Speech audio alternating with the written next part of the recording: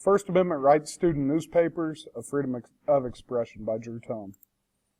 Freedom of expression. Courts have decided that the students' First Amendment rights do not end when they enter the school doors.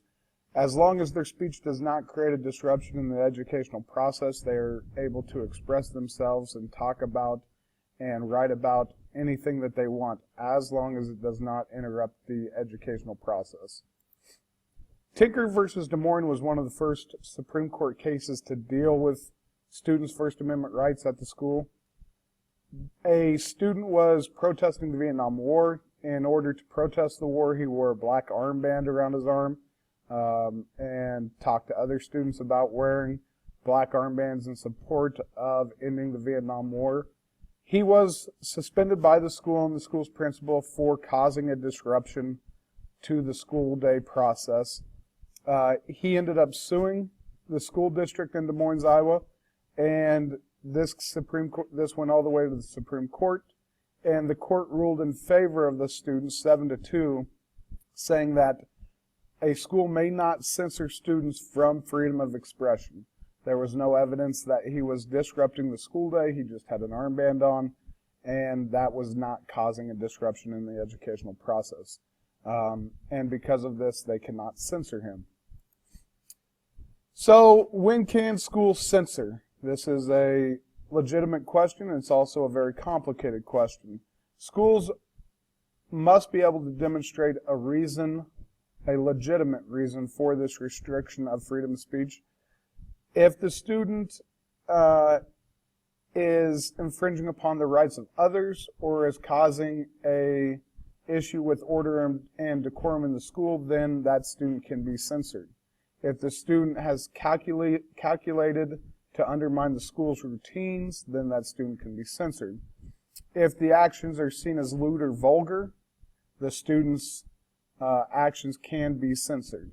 There are no rights that are absolute, but all of them, just like your rights and my rights, are subject to reasonable restrictions. School newspapers. How do school newspapers fit into this freedom of speech? School newspapers, they have the responsibility for providing a forum for students and their expressions. The job of the advisor is to mindfully teach the students their obligations and the rules of journalism. In 1987, the Hazelwood case, there was a principal that deleted 2 paragraphs from a student newspaper article. He found them to be not indicative of what the school would want in their school newspaper. By doing so, the school was sued by the students, by a student. The courts in this case actually ruled in favor of the principal because of the type of newspaper that it was. We have 2 different types of school-sponsored newspapers. You have the school-sponsored newspaper that is during the school day and written into the school curriculum. These are allowed to be more censored because of the type that they are, because it is involved in the school day and it is part of the school curriculum. And then you have club newspapers that are still a part of the school, but they're normally before or after school as a club. These are allowed a little bit more leniency because they're not actually part of the school curriculum. The other interesting thing about club newspapers is it also takes quite a bit of the liability off of the school itself because it's a club as opposed to actual school curriculum in the writing. So what is the job of a school newspaper? The courts have decided that the job of a school newspaper is to, number 1, offer the leading opinions of what the students are thinking. Number 2, it should be there to promote a dialogue on any relevant issues, whether it be abortion, teachers getting fired, principals getting fired, or irrelevant issues like Kim Kardashian or any other Taylor Swift issues. And then lastly, it's to provide a forum for any student opinions that they deem to be necessary and relevant. What's the job of the school advisor? The primary job of a school advisor to a newspaper is to provide advice on the form, the style, and the grammar of the newspaper articles, and then the appropriateness of the newspaper article. when they do this, that's what they should be offering their advice on, but it is up to the student editors to decide whether or not to print the article.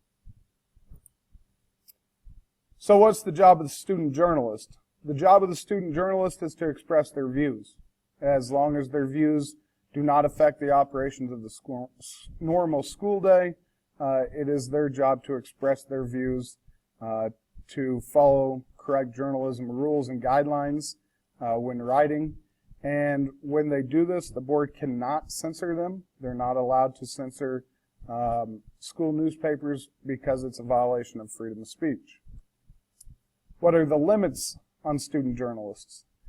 Student journalists must abide by the following things. They cannot have libelous writing. They cannot make stories up or make information up. They cannot contain vulgar or obscene speech or images. And they cannot mock any race, origin, sex, color, or religion when writing their newspaper articles. How does this affect us at Garden City High School? This, obviously, to us here at Garden City High School, we know this affects us, especially over the last few weeks. Back in February, there was a student review of 50 Shades of Grey. A lot of people deem this movie to be not appropriate for high school students because of the nature of the movie, the sexuality of the movie. It was rated R and shown in our local news or in our local movie theaters. The Sugar Beet had a senior girl that went and reviewed the 50 Shades of Grey. When she reviewed it, she wrote a review of it just like any other review had been written of any other movie over the last 42 years or however long we've been reviewing movies here at the Sugar Beet. The Sugar Beet is actually allowed to write this review of 50 Shades of Grey because there was not evidence of a disruption in the educational process.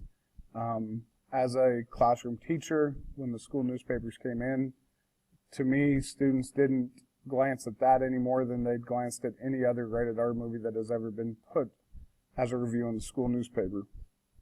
I believe this review ended up being a great educational opportunity for the school as a whole and for our Sugar Beet students and for parents.